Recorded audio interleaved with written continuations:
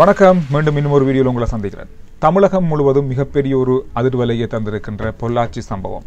மிகப்பெரிய அளவில் மிகப்பெரிய குற்றங்களுக்கு மத்தியில் 4 பேர் கைது செய்யப்பட்டு இப்பொழுது அவர்களுக்கு எதிரான விசாரணைகள் தொடர்ச்சியாக 2 நாட்களாக நடைபெற்றுக் கொண்டிருக்கிறது. இந்த 2 நாட்கள் விசாரணையின் பின்பு இன்றைய நாளில் ஒரு முக்கிய அறிவிப்பு வந்திருக்கிறது. இதுவரைக்கும் இந்த 2 நாட்களும் இந்த பிரச்சனை இந்த விசாரணைகள் சிபிசிஐடியிடமிருந்து இப்பொழுது சிபிஐக்கு மாற்றப்பட்டிருப்பதாக தமிழக அரசினுடைய அறிக்கை வெளியாகி இருக்கிறது. இதனைத் தொடர்ந்து இப்பொழுது நேரடியாக இந்த பிரச்சனை இந்த விசாரணைகள் அனைத்துமே உடனடியாக சிபிஐக்கு மாற்றப்படுகிறது.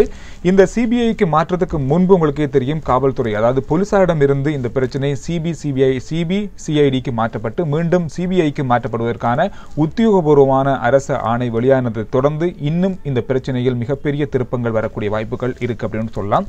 இன்றைய நாளில் கூட காலை வேளையில கூட நிறைய வீடியோக்கள், இன்னும் புதிய வீடியோக்கள் வெளியானதாக சமூக வலைதளங்களில் செய்திகளை பார்க்கக்கூடியதாக இருந்தது. எனவே இதனை தாண்டி பார்க்கும் பொழுது ஆதாரங்கள் வலுப்பெற்றுக் கொண்டிருக்கிறது. இந்த 4 பேரும் கைது செய்யப்பட்டதன் பின்பு இன்னும் ஒருவர் கோவையை சேர்ந்த ஒருவரும் நேற்றைய நாளில் கைது செய்யப்பட்டதாகவும் அவர் ஒரு பஸ் நடத்துனர் அப்படின்னு சொல்லப்படுது. நேற்றைய நாளில் ஒரு செய்தி ஊடகம் ஒரு சகோதரியை அவங்களிடமிருந்து தகவல்களை பெற்றிருந்தாங்க. அதன் அடிப்படையில் போலீசாரிடமும் முறைப்பாடும் செய்யப்பட்டது. 2வது பெண் முறைப்பாடு செய்திருந்தாங்க. அதற்கு இணங்கத்தான் இந்த கோவையை சேர்ந்த ஒரு இளைஞர் கைது செய்யப்பட்டதாகவும் இன்றைய நாளில் சொல்லப்பட்டிருக்கிறது. எனவே இந்த பிரச்சனைகளை பார்க்கும்போது மிகப்பெரிய ஒரு அரசியல் பின்னணி இருப்பதாக ஏற்கனவே சொல்லப்பட்டது.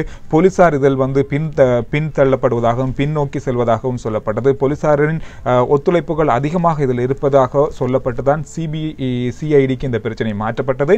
அதனைத் தொடர்ந்து 2 நாட்களின் பின்பு நேரடியாக இப்பொழுது சிபிஐக்கு மாற்றப்பட்டிருப்பது இன்னும் கொஞ்சம் அதிகமான ஆதாரங்கள், அதிகமான குற்றவாளிகளை கைது செய்யக்கூடிய வாய்ப்பும் இருக்கு அப்படின்னு சொல்லலாம்.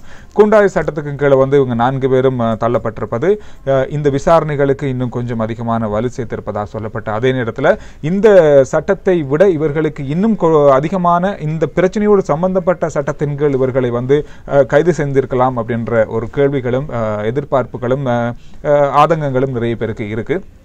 பார்க்கலாம். இந்த வரப்போகின்ற மனுத்தாளங்கள், வரப்போகின்ற நாட்கள் இந்த பிரச்சனையில் மிகப்பெரிய திருப்பங்கள், இவர்களுக்கான தண்டனைகள் மிக வேகமாக கொடுக்கப்படணும் அப்படின்ற எதிர்பார்ப்புகள் இருக்கின்ற இந்த நேரத்தில் இதனை எப்படி கையாள போறாங்க இந்த பிரச்சனையை அப்படின்ற ஒரு விஷயங்கள் கூட இப்பொழுது மிகப்பெரிய ஒரு கேள்விக்காகவும் சர்வதேசமே பார்க்கக்கூடிய அளவில், இந்தியா மட்டுமல்ல இது மிகப்பெரிய அளவில் இலங்கையிலேயும் மிகப்பெரிய அளவில் இந்த பிரச்சனையை பார்த்து கொண்டிருக்கக்கூடிய வாய்ப்பை ஏற்படுத்தியிருக்கிறது.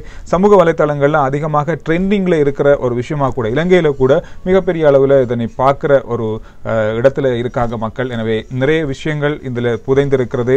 இதே மாதிரியான விஷயங்கள் இனி எங்கு நடந்தாலும் இது ஒரு மிகப்பெரிய உதாரணமாகவும் இதுல சம்பந்தப்பட்டவங்களுக்கு அதிகப்படியான தண்டனையும் கொடுக்கப்படணும் அப்படின்றதான் இந்தியாவில் மட்டுமில்ல உலகத்தில் இருக்கவங்களுடைய மிகப்பெரிய ஒரு எதிர்பார்ப்பே, அதற்கான நேரத்தையும் பார்த்து கொண்டிருக்காங்கன்னு கூட சொல்லலாம். இல்ல தமிழக அரசு மிக வேகமாக செயற்பட வேண்டியிருக்கிறது. காரணம் என்னன்னு பாத்தீங்கன்னா, வருகின்ற தேர்தல் அப்படின்ற ஒரு விஷயம் மிகப்பெரிய ஒரு அதிர்வலையை, மிகப்பெரிய ஒரு தோல்வியையும் தரக்கூடிய வாய்ப்பு ஆளுங்கட்சிக்கு இருக்கு அப்படின்ற ஒரு கேள்விகளும் பேச்சுக்களும் இருக்கிறது. எனவே இதனை சரி செய்வதற்கும் இதனை நேரடியாக தமிழக அரசு தலையிட்டு இதற்கான தீர்வினை மிக விரைவாக பெற்றுக் கொடுக்கணும் அப்படின்ற ஒரு கட்டத்துக்குள்ள அவங்க இருக்காங்க.